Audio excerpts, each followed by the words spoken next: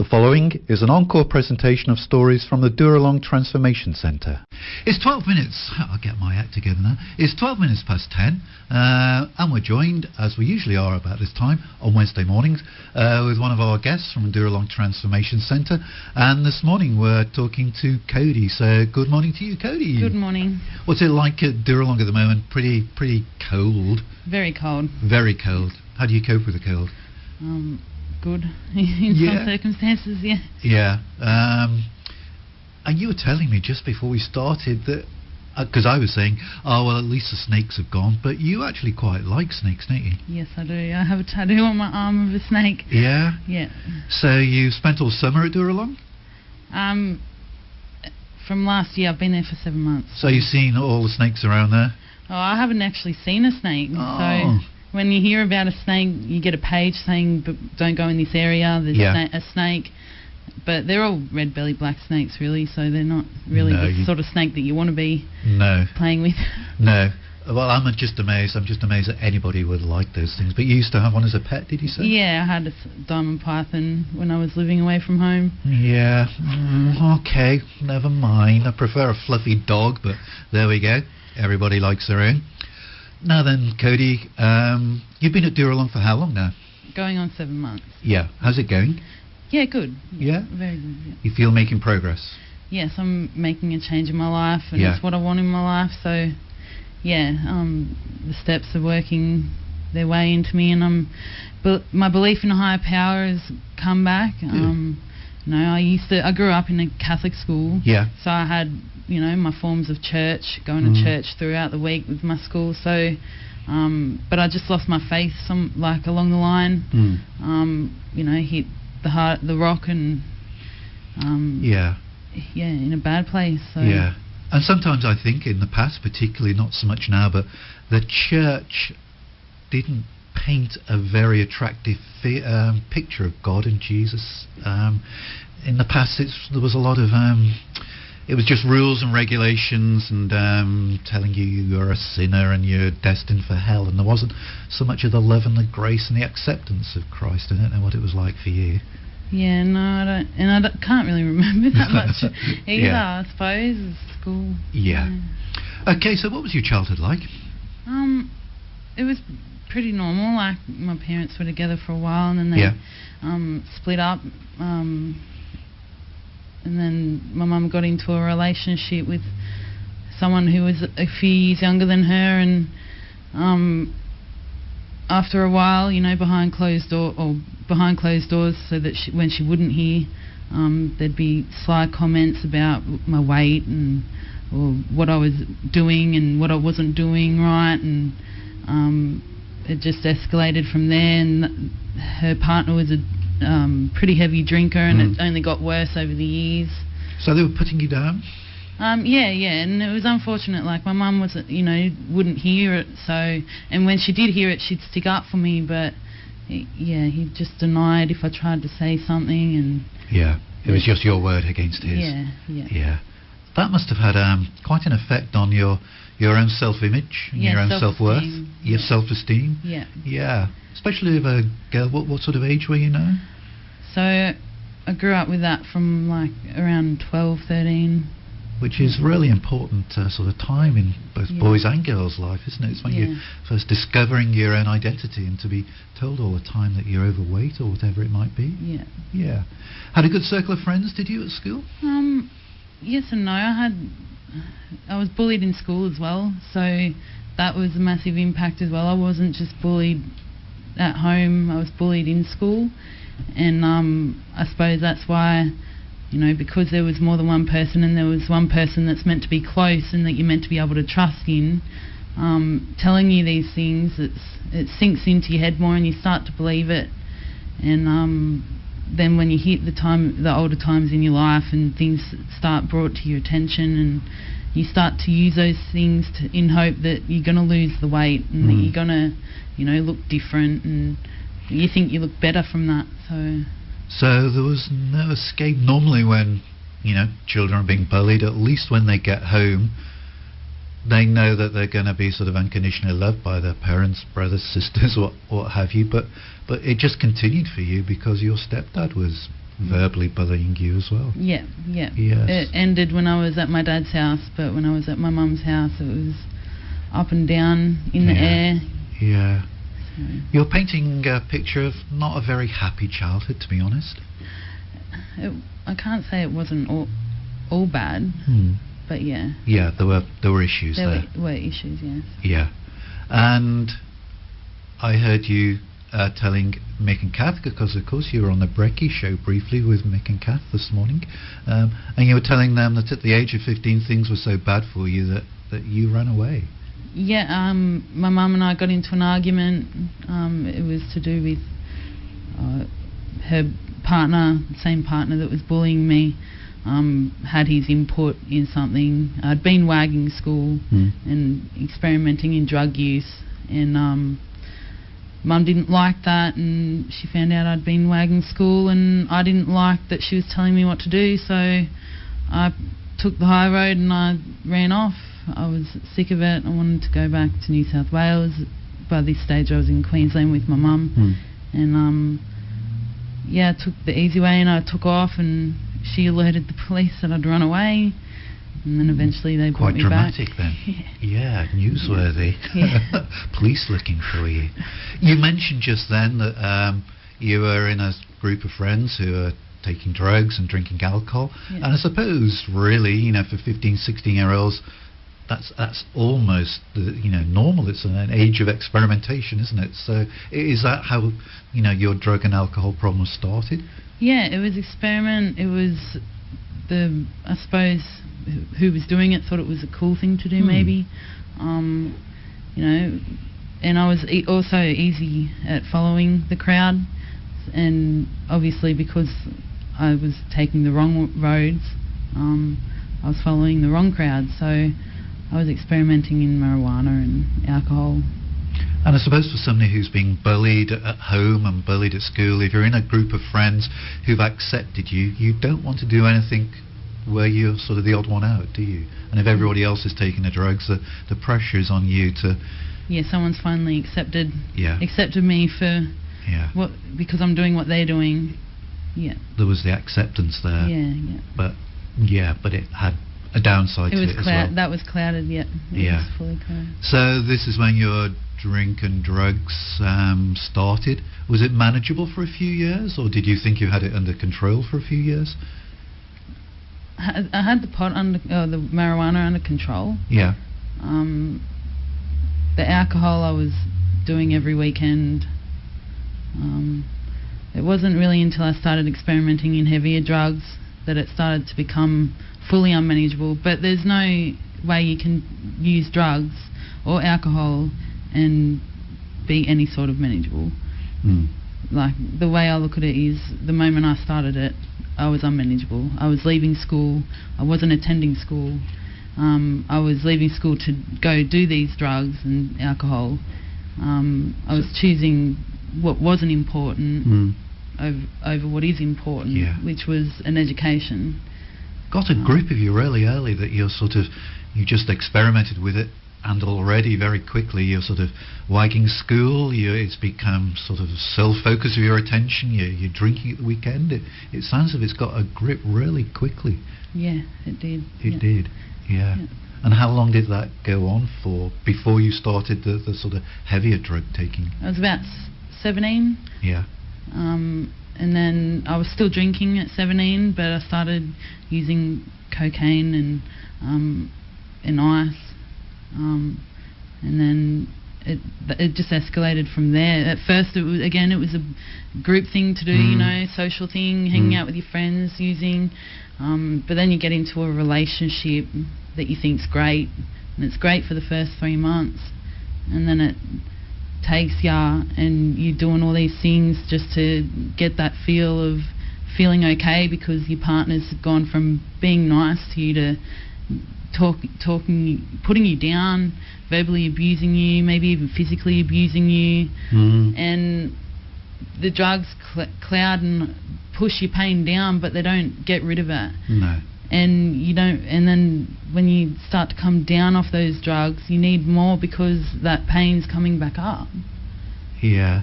You've noticed obviously a And you probably did at the time that there was a bit of a pattern developing here where... Yeah, it was a never-ending cycle. Yeah, and Yeah. people bullying you and abusing you, and Yeah. those relationships Yeah. which are really bad, and you're trying to block them out, Yeah. numb the pain. And I thought it's what they make out they love you, or that they're your friend, but then they steal from you, or they lie to you, or they cheat, but then they still get in your head that they love you, and it's all in your head. You know, you're taking drugs, so it's all in your head. It hurts. It does. It does, yeah. We're talking to Kodey this morning from the Dooralong Transformation Centre. Kodey's explained the, well, no other word for it, abusive childhood that she lived through, the bullying that took place, both at school and from her stepfather. In her mid-teens, she started with drugs and alcohol, and it got a grip of her very quickly. It became the sort of focus of her life, really. Drink, drugs. How long did that carry on for, Kodey? Up until this time last year. So, what happened this time last year? I was arrested. Yeah. Related to drugs and... Yeah, related to drugs. Yeah. So how long have you been on drugs now? Because the listeners can't see, you're still young, aren't you? So it was 9 years. Yeah. 9 years on drug and alcohol. Had you tried rehabs? Had you tried to give it up during those 9 years? Yeah, I'd had 3 months break. I'd started working at a RSL. I was doing voluntary work at a golf club. I was living with my nan and pop, who put me through my RSA and RCG. Wow. And then one day, an old behaviour clicked back in, and I wanted to go away, so I moved back to Queensland on my own. And they had to find out off a friend the next day that I'd left. Yeah. And, so didn't use them. I let them down though. And I suppose when... And that just adds to your shame and guilt and feelings of low self-worth. I've let them down. And So during those 9 years, there were some okay times, but there've been quite a few bad times as well for you. Yeah. And then 12 months ago, the police arrested you. Yeah. Did they tell you about Dooralong? How did you find out about Dooralong? My solicitor told me about Dooralong while I was in custody. Had you heard of it before? No. A few years ago, maybe 2 years ago, I messaged my dad out of the blue and said, would you be able to call a different sort of rehab? It was, I think, up near Coffs Harbour or something. Yeah. And I think we were both kidding ourselves, really. I was just wanting him to call and say, like, help me get in, but I suppose neither of us really seen how bad it was, because I was still in my addiction, and he was hoping I could come home and just get off it on my own. So would you say you just weren't ready for it at that stage? Your motivation in going on rehab was wrong? Yeah. So you do have to be in the right frame of mind before it works? You do, and you have to want it, I suppose. Have to want it. You have to want it. Otherwise it might not, it won't take. Yeah. And I suppose you've got to not just want the rehab, but want the better life that follows the rehab. Yeah. You'd had so many years of misery and bullying and sort of bad times. You just wanted some hope in your life. Yeah. So you've been arrested. Your solicitor mentions Dooralong. He arranges, or somebody arranges for you to go down there. I had to phone them and do an interview with them. My first interview with them was 2.5 months into my jail. Because I was in jail. And they accepted me pretty much straight after the interview. They said I was accepted in. Yeah. I went for bail, and I was denied the bail. And at first, my first instinct was, that's it, I give up, I'm going to use in jail. Yeah. And luckily I had people in there who I'd made friends with that wasn't going to allow that, because it can turn from, not knowing your sentence to a life sentence, the things that can happen in there from using. And Yes. So you made there were some good friends there that kept you on the straight and narrow and kept you focused on rehab? Yeah, they said, try again, try for a Supreme Court bail. So, I started praying, I started reading Joyce Meyer books, because there's a few girls in there that are big on her books, and I just started doing that, and then 5 months into my Senate, like 3 months after that, I went for Supreme Court bail. I'd been accepted into Dooralong again, with another date to be there, and they were and ahhing in the bail hearing, and then they came back that afternoon, and it was, accepted. So. And what were your emotions at that, when you heard that you'd been accepted? I cried. I was happy. I was like, thank you. Thanks to my higher power, really. Like, if there was a glimmer of I hope. hadn't prayed, it wouldn't have happened. Yeah. And so now you've been given this hope. You make your way, or they come and collect you, I think, from somewhere in Wyong, don't they? The Dooralong people. Because I was out at Orange Correctional Centre. Yeah. Or Wellington Correctional Centre. My father came to pick me up. He actually paid and posted my bail, so he came to pick me up and he took me out to Dooralong. Yeah. Yeah. And you're driving down the valley. What are you thinking? First time. I'm thinking, where are we? Where are we? We're in the middle of nowhere. I'm like, it took us a few hours to get there, and I'm like, okay, it's looking good. Yeah. It's not in the, it's not what I thought, and I suppose a lot of people's first impressions when they hear rehab, they think padded walls, but it's nothing like that. No. It's amazing. Well, it used to be that the buildings themselves used to be a resort, didn't they? A five-star resort. So it is really pleasant, very pleasant. So you sign in to Dooralong. What's it like, those first few days, first few weeks? First few weeks, it's induction. So the first 4 weeks we do a couple of groups, and we do our program activity, which is work therapy, and they're they're full on. They're that's probably your hardest bit, but I found it pretty easy to cope. I just come out of jail, so it was real easy for me. It was better than where I was. Something perhaps we haven't talked to other guests about is that it is really hard work, isn't it? It's not a holiday camp. I mean, peeling away those layers of your sort of emotions and feelings going back to the age of 15, it can be quite challenging.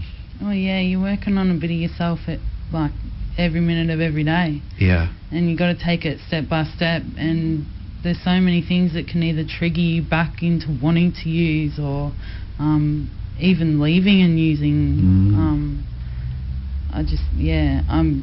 So it's not an easy option, is it? No, I'm very lucky that I don't have that intent.